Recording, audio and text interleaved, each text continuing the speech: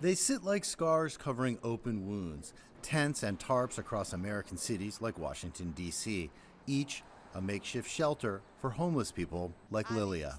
She says she was once married and worked as a nanny, but after the terrorist attacks of September 11, 2001, she fell into a depression and began experiencing other mental health issues. She lives on the sidewalk near George Washington University, about 6 blocks from the White House. Like many homeless people, she relies on facilities known as soup kitchens run by the city government or local nonprofits. We survive thanks to the programs, meals, services as showers or laundry, which is not enough. I mean, we are many, and the time and the resources are the minimal. And she relies on the kindness of those around her, like Evanson Guerrier. Years after year goes by and we still have this homeless problem here in the city. Well, I'm a New Yorker, and I was shocked when I first came down here to see homeless living in front of the White House.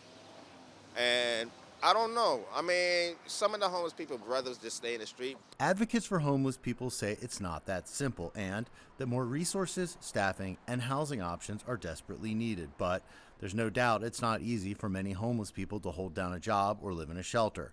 Here in D.C., there are generally empty shelter beds each night. Lilia says she is often offered help, including a bed in a shelter. I already stay in one shelter for women's for 2 months or something like that.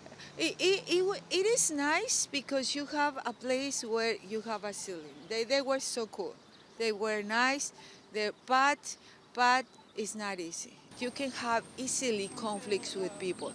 I'm talking that all of us have many issues, and you never know. And you never know what might happen. For decades, cities across the U.S. have struggled with how to end homelessness. But, to do that, you need the money. We can help other countries with trillions of dollars or get them ideas of military ideas and this and that. But what's up with USA?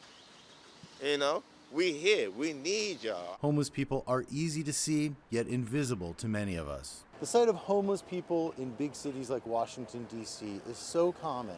It can be easy to walk past tents like these and forget or perhaps ignore the people living in them. Today, tomorrow, and for the foreseeable future, Lilia and the hundreds of thousands of other homeless Americans will focus on one thing: Surviving. All of us have to survive. Jim Spellman, CGTN, Washington.